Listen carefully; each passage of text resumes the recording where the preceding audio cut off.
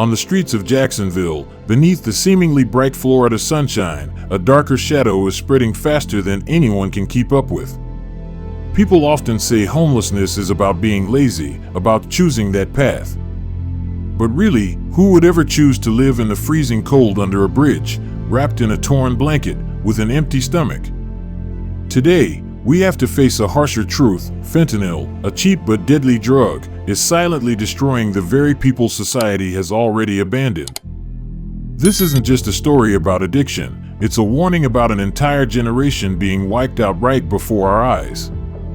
If you believe this is an issue that deserves to be heard, please like this video and subscribe to our channel so we can keep shining a light on the hidden realities that few dare to speak about. No one. A portrait of the streets walk through downtown Jacksonville on any given night, and you'll see a picture no one wants to look at, but one that can't be denied. Beneath the I-95 overpasses, clusters of tents have sprung up, some only in the past few weeks. In the parks, stone benches have become makeshift beds. Near the bus station, a woman clutches a thin blanket tightly around her shoulders, next to a shopping cart piled high with plastic bags, everything she has left in this world. And just a few steps away, a man slumps over, his breathing shallow, empty fentanyl vials scattered beside him. These aren't people who are lazy. They were once workers, parents, veterans. But now their eyes are heavy, frantic, sometimes hollow. One cheap injection has become the chain dragging them to the bottom, where there is no way back. It's a scene that haunts anyone who passes by. And if we simply walk faster to avoid looking at them, how different are we from the very force pushing them deeper into the shadows? No. 2. Fentanyl. Why it's so dangerous. Fentanyl isn't like any drug we've seen before. It's 50 times stronger than heroin and more than 100 times stronger than morphine. Just a tiny amount, no more than a few grains of salt, can be enough to stop a person's breathing. For those living on the streets, already worn down by hunger, sleepless nights, and failing health, that dose becomes a death sentence hanging over their heads. What makes fentanyl even more dangerous is how it hides in everything, from cheap vape cartridges to counterfeit pills sold on the street. Users often don't even know what they're injecting or inhaling until their body collapses. In Jacksonville, rescue crews carry Narcan, a temporary antidote, every single day, but even Narcan isn't always enough or fast enough. Cheap, powerful, and delivering an instant high, fentanyl has become the perfect trap. And for people experiencing homelessness, desperate for even a brief escape, it's the easiest snare to fall into. When a hit can cost less than a meal, that fatal choice is often made not out of pleasure, but out of hunger and cold. Are we watching an entire generation being erased by a nearly invisible white powder? Number 3. Jacksonville. From Sunshine City to a fentanyl hotspot. Jacksonville was once known as Florida's Sunshine City by the Sea, a place of football pride, military tradition, and Southern identity. But behind that image, another reality has been growing. Jacksonville is becoming a new epicenter of the fentanyl crisis. In just a few short years, the homeless population has skyrocketed, from more than 1,200 in 2023 to nearly 2,500 in 2025, according to the by-name list. And at the same time, fentanyl has flooded nearly every corner of the city. On the streets around City Rescue Mission or beneath the highway overpasses, you could easily find heartbreaking and terrifying scenes. People too weak to stand, their eyes clouded by drugs. Empty baggies of white powder tossed beside tattered blankets. Jacksonville is no longer just a place of blue waters and sunshine. It has become a test of survival for thousands of people. If you believe these truths deserve to be seen and heard, don't forget to like this video and subscribe to our channel so we can continue bringing you the untold stories that matter. No. 4. A story from the inside. Listen to the story of a man who once stood on the front lines of saving lives. He was a former nurse, working more than 20 years in a California hospital. He once had a home, a steady job, and a small family. But after one life-altering setback, he lost his job, his health insurance, and eventually his home. Wandering the streets, he turned to painkillers to ease his physical suffering and slowly slipped into fentanyl, the same drug that has stolen the lives of so many like him. Now, he sits in a corner of a Jacksonville park, his trembling hand still marked with needle scars. "I never thought my life would end like this," he says. "I used to save lives, and now I'm just trying to save my own for one more day." This is not an exception. It's living proof of how fentanyl can wipe away everything a person once had. But ask yourself, when someone who devoted his life to saving others ends up abandoned on the margins, can we really keep believing homelessness is only a matter of personal choice? No. 5. Healthcare and recovery. Too little, too late. If fentanyl is the fire consuming the homeless community, then Jacksonville's healthcare system is like a fire hose with no water. Florida already ranks near the bottom in the nation for per capita mental health funding, and Jacksonville reflects that shortage all too clearly.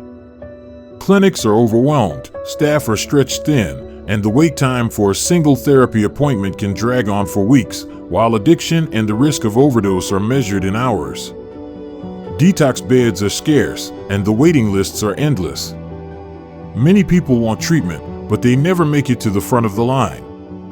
In some cases, individuals have died from overdoses just days after signing up for help.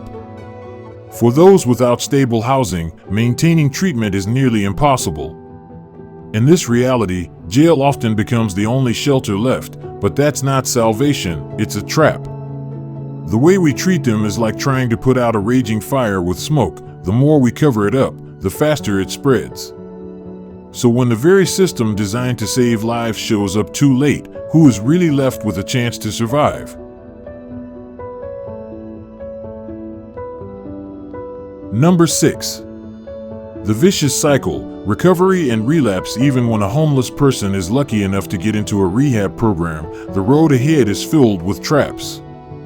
They endure days of agonizing withdrawal, fight through cravings that feel impossible to resist, and finally step out with a fragile glimmer of hope. But soon, they return to the very same place, a tent under a bridge, a corner of a park, or a patch of dirt beside the train tracks. There, fentanyl is everywhere. Friends around them are still using. Street dealers move quietly through every block. A cheap hit is always within reach, and loneliness mixed with despair eats away at whatever willpower they had left.